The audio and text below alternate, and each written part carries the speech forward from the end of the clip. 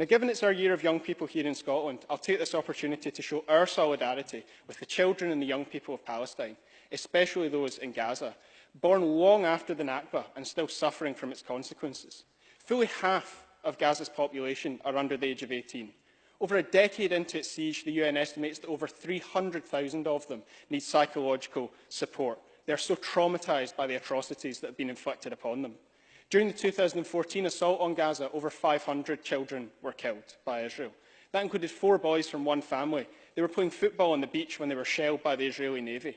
Clearly children, clearly not a threat. They weren't hit by a single stray shell. They were deliberately attacked.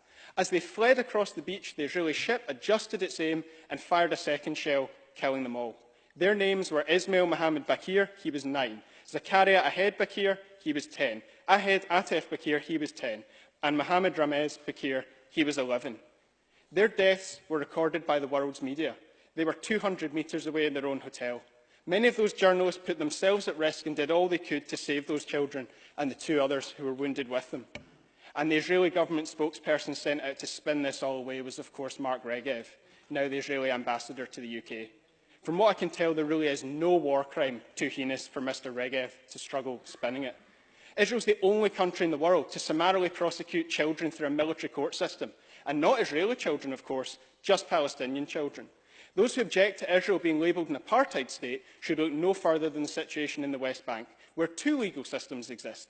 Maurice Golden mentioned Israel being a country with the rule of law. 2 rules of law. And the legal system you're subjected to depends on nothing more than your nationality and your ethnicity. If you're a Palestinian living in that Palestinian territory, you'll be subjected to Israeli military court systems which deny your basic fundamental rights. If you're an illegal Israeli settler, you will fall under Israel's civilian legal system.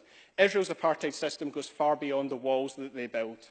Just ask the 500 to 700 Palestinian children arrested and prosecuted under that military court system every year. 3 in 4 of them are physically abused by their captors. 1 in 4 is forced to sign documents in Hebrew, a language they don't even speak. Israel is not a beacon of decency and democracy. It is a colonial occupier. It is an apartheid state. It is an abuser of children. We must reject the false equivalence of those who try to obscure Israel's crimes by framing this as a conflict between equal sides. Palestine has no army, no navy, no air force. For much of the day, Gaza doesn't even have electricity and barely any running water.